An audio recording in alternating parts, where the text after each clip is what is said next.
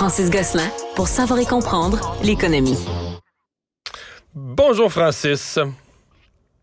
Salut Mario. Oui, bonjour Francis.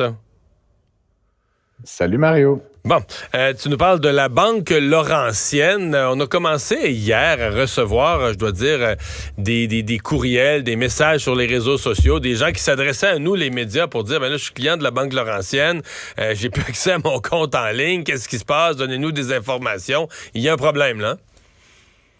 Il y a un problème qui dure, Mario, depuis dimanche matin. Là, donc, on est rendu mercredi 15h40 et selon toute vraisemblance, c'est toujours pas réglé. Moi, personnellement, là, je sais pas, je pense pas que je survivrais à autant d'incertitudes aussi longtemps. Puis ça fait aussi en sorte que, Mario, là, que les gens ne savent pas s'il y a de l'argent dans leur compte, là, ce qui est quand même un peu un problème. Plusieurs, évidemment, clients de la Banque Laurentienne. Ouais, pas que l'argent soit disparu, c'est qu'ils sont plus capables d'aller vérifier. T'es plus capable d'aller en ligne dans ton compte. Exact. Fait que, tu sais, je sais pas, Mario, comment toi tu t'organises, mais il y a des gens, par exemple, qui payent avec Interact, puis ils veulent voir s'il en reste pour savoir s'ils peuvent aller à l'épicerie. Tu sais pas. Fait que là, évidemment, je sais pas comment la banque va s'organiser, mais éventuellement, si les gens se retrouvent à découvert, il y a des clients qui faisaient état du fait qu'ils attendaient des chèques, par exemple, dépôt pour la pension de vieillesse, que l'argent n'apparaissait pas comme étant déposé. Est-ce qu'elle l'est vraiment? Puis c'est juste un problème d'affichage. Bref, écoute, c'est quand même un peu fou. Puis tout ça sur Tram, tu te rappelleras, Mario, de la Banque Laurentienne qui avait souhaité se vendre, qui n'a pas été capable de trouver acheteur, qui a finalement décidé de rester indépendante. Ça augure pas très bien. Moi, c'est certain que si j'étais client de cette institution-là, Mario, en tout cas, après 3-4 jours, tu commences à te poser des questions là, sur le sérieux de leurs opérations technologiques. Puis même, ultimement, sur la sécurité de tout ça. Là. Je veux dire, tu sais, c'est quand même particulier une banque qui est pas capable d'assurer là, de diffuser des informations de base pendant une demi-semaine. C'est un peu inquiétant. Dans le dernier 24 heures, ils disent avoir rétabli l'accès au guichet automatique, mais tout ça soulève la question aussi parce que on s'entend que c'est la banque qui a le moins de succursales. Donc là, il y a beaucoup de gens c'est une banque quasiment virtuelle. Leur succursale la plus proche est à 20 km, 30 km, 40 km de chez eux. Donc, aller en succursale est peu une option. Et donc là, ce qui te reste finalement, c'est le téléphone et c'est ce qu'ils disaient, semble-t-il, à leurs membres, là, le téléphone. Mais là, en 2023, attendre en ligne, en plus, si tout le monde s'essaye au téléphone, j'imagine pas les temps d'attente, mais c'est archaïque d'être au téléphone de faire une transaction bancaire. Effectivement, Mario, il y a 24 succursales pour toute la province là, de la Banque Laurentienne. Après, c'est aussi une banque qui a peu de clients. Là. On parle de 341 000 clients en tout, mais comme tu le dis, là, il y a pas une caisse ou un guichet à toutes les 3 coins de rue là, comme d'autres institutions. Donc, effectivement, c'est une banque qui peut faire valoir qu'elle est bonne quand ça fonctionne sur le web, mais quand ça fonctionne pas sur le web, là, tu as un sacré problème. Puis ça me rappelle, Mario, tu sais, d'autres organisations là, à l'époque Tangerine là, ou d'autres entreprises là, qui étaient des purs acteurs du numérique. Si tu prétends être une banque numérique, il faut que ça marche tout le temps, sinon ta proposition de valeur est pas fonctionnelle et donc c'est hautement problématique. Donc écoute, je leur souhaite que ça se règle. Aux dernières nouvelles, Mario, il y avait encore plusieurs clients là, aujourd'hui, ce matin, puis même cet après-midi qui n'étaient pas en mesure d'accéder aux fonctionnalités de base. Et donc, encore une fois, on n'a pas d'informations à savoir si ça va prendre encore 2 heures, 2 jours ou 2 semaines avant d'être réparé. Mais c'est un véritable problème. Je te pose une dernière question avant de fermer ce sujet parce que ce matin à LCN, j'ai fait beaucoup d'efforts parce qu'on a des gens du public qui nous écrivent, là, puis ils nous demandent ce qui se passe avec notre banque. J'ai fait beaucoup d'efforts pour essayer d'inviter un porte-parole de la Banque Laurentienne. Et moi, je te dirais que ma connaissance là, très légère de 35 ans dans les affaires publiques, ça me paraissait une évidence qu'il faut que tu te montres la face. C'est-à-dire, même si t'as pas toutes les réponses, même si t'as pas la... mais là, dis non, on donne pas d'entrevue, ça a retardé, peut-être, pas sûr, peut-être, pas sûr, peut-être, pas sûr. Finalement, rendu à la dernière minute. Mais là, moi, j'ai fait un autre invité qui est un observateur de la scène pour discuter du fait que la Banque Laurentienne vient pas parler à ses clients sur la place publique. Je sais pas. Non, mais moi, si j'étais client, ça me rassurerait pas. Tu te dis, OK, mais dans le fond, c'est tellement grave que ce qui se passe est tellement grave qu'ils peuvent même pas en parler à la télé, ils peuvent même pas aller répondre aux questions à du monde, là. Non, c'est assez particulier. Puis, tu sais, en matière, Mario, de gestion de crise, de gestion de l'image, de rassurer ses clients, comme tu le dis, c'est certain que c'est pas des bonnes pratiques. Puis, tu sais, juste là, depuis quelques jours, bon, c'est pas majeur, mais le prix de l'action de la Banque Laurentienne a quand même perdu 4 Tu sais, c'est quand même fou, Mario, là, quand tu compares ça à d'autres grandes institutions financières. La Banque Laurentienne a une capitalisation boursière de 1,3 milliard de dollars. Tu sais, je sais que c'est beaucoup d'argent, 1,3 milliard, là, mais dans l'univers des banques, là, c'est pas très gros, là, tu sais. Donc, c'est sûr que ça pose peut-être la question de son acquisition éventuellement. Juste à titre de comparaison, Mario, là, la Banque Royale du Canada vaut 165 milliards de dollars. Là. Donc, ça donne une idée de la différence de taille entre les deux établissements. Bon, est-ce que Pepsi est un mauvais garnement, un mauvais joueur? Parce que là, il est accusé, critiqué de ne pas faire d'efforts pour faire baisser le prix des aliments. Oui, puis Pepsi, là, faut voir, tu sais, derrière, là, il y a comme beaucoup de marques, là, évidemment, Mario, là, comme tu le sais, donc c'est comme un peu la maison mère. Ils sont un peu critiqués, puis c'est intéressant, là, c'est le ministre du Canadien de l'industrie qui a formé des critiques, mais ça faisait écho à des critiques qui avaient aussi été faites en France concernant la stratégie de l'entreprise, apparemment qui, comme tu le dis, en ferait pas assez là pour faire baisser les prix. Je trouve ça un peu particulier, Mario, quand des gouvernements s'en prennent à une entreprise en particulier. Bon, on peut dire que Pepsi, là, c'est une grande organisation, là, mais quand même, là, tu sais, il y a c'est tout un système d'acteurs, là, Mario, là, l'alimentation. Puis bon, Pepsi a peut-être un peu de choses à se reprocher, mais il y a évidemment toute la chaîne de valeur qui vont de l'exploitation des patates dans les champs jusqu'à la distribution finale dans nos épiceries.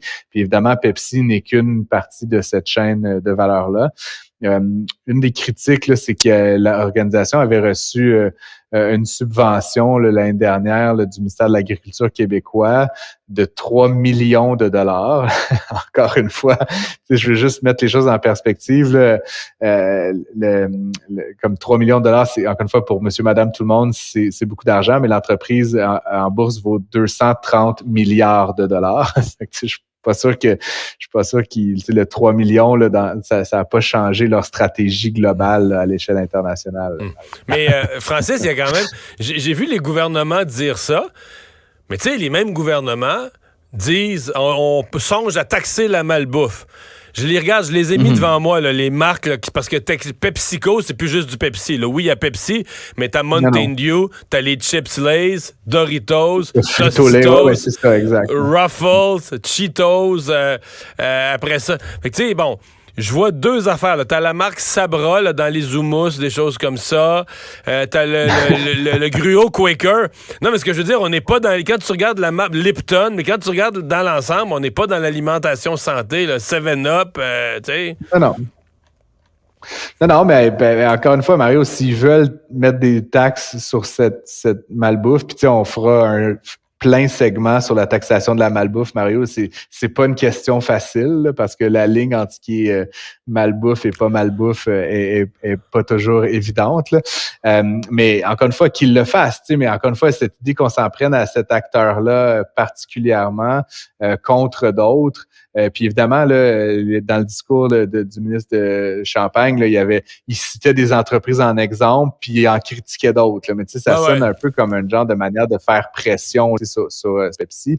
Puis c'est pas très clair quelle est l'attente. Là, tu sais, concrètement, ça sonne quasiment comme du showboating politique plus que comme une attente qui vont baisser le prix de la canette d'un quart de scène là, dans les prochains 3 jours. Moi, le sens de mon propos, c'était plus, on semble faire des reproches à Pepsi de maintenir un niveau de prix trop élevé sur des produits où les mêmes gouvernements disent « Ah, ben là, le prix de ces affaires-là devrait de toute façon être plus élevé pour que les gens en consomment moins parce que c'est pas bon pour la santé. » Mon point, c'est que je dis pas qu'il y a rien dans PepsiCo qui est des produits santé, mais disons que c'est pas la norme. Hey, parlons d'économie du Québec. On a eu les chiffres au cours des dernières heures. On a eu les chiffres pour le trimestre du printemps. Et l'économie du Québec était en contraction quand même assez sévère là, durant ces mois-là. Oui, ce qu'on fait, Mario, c'est que dans le fond, on prend le résultat puis on l'annualise. Là, donc, on le ramène à une comparative annualisée. Puis donc, ce que ça fait, c'est c'est que si, évidemment, ce trimestre-là, le deuxième trimestre était emblématique de toute l'année, il y aurait eu un recul de presque 2% de l'économie, annualisé encore une fois. Ce qui peut faire peur, le 2%, c'est quand même une grosse baisse, là, beaucoup plus que ce qui avait été énoncé et prédit par les économistes. Par contre, évidemment, le deuxième trimestre, il a été marqué par plusieurs mauvaises nouvelles. C'était le trimestre où les feux de forêt ont frappé très durement. Il y a l'industrie minière qui a été mise en arrêt pendant une grosse période aussi en raison minière de tout ça. et forestière dans le Nord, là, ça a arrêté les activités. Pendant plusieurs jours, on travaillait plus, là. Exactement. Puis il y a un effet éventuellement de rattrapage là, qui peut être fait. Là. Bon, on peut pas toujours rajouter des quarts de travail, mais ça reste qu'il y a un effet de rattrapage qui va se faire. Si bien que ce serait très probable que le troisième trimestre, donc qui s'est terminé là, qui se termine là maintenant, sera meilleur que ce qui avait été anticipé. Et donc là, en réponse à tout ça, le ministre Girard là, a fait une sortie là, en mêlée de presse en disant c'est pas si grave. Il a pas dit que c'était pas grave, mais c'est pas si grave. Il s'est voulu rassurant en disant que justement, il y avait eu un très bon premier trimestre et qu'il s'attendait à ce que le troisième trimestre soit aussi meilleur que ce qui avait été prédit. Ce qui fait que dans l'ensemble, les prédictions du gouvernement du Québec restent les mêmes. Une très faible augmentation du PIB de moins de 1%, mais quand même, on est en territoire positif pour l'année 2023 selon ces prédictions-là. Évidemment, ça a ouvert la porte à plein de critiques là, du côté des libéraux, des solidaires, etc. Mais je pense que pour l'instant, il y a pas matière à paniquer, non. Mario. Là, mais si on avait une croissance négative au prochain trimestre, là, on pourrait dire que le Québec est officiellement en récession. C'est ça quand même, là. Le mot en R, Mario. Oui, tout à fait. C'est technique. C'est la définition technique de la récession. Ce sont 2 trimestres de suite. Puis même si c'était un 10e de point négatif, techniquement, on serait en récession. Mais je suis plutôt du genre à me ranger du côté de M. Girard, à savoir chaque trimestre a ses particularités. On peut pas prendre isolément, un mois ou 2 mois pour dire c'est la fin du monde. Il y a des bonnes périodes, des moins bonnes périodes à chaque année. Donc, il faut regarder ça dans l'ensemble. Si ça perdure pendant 6 mois, effectivement, on parlera de récession. Mais comme l'a dit M. Girard, ça risque d'avoir un effet de rebond là, au troisième trimestre. Et donc, ça atténue l'impact de l'information négative qu'on a aujourd'hui. Merci, Francis. Au revoir. À demain.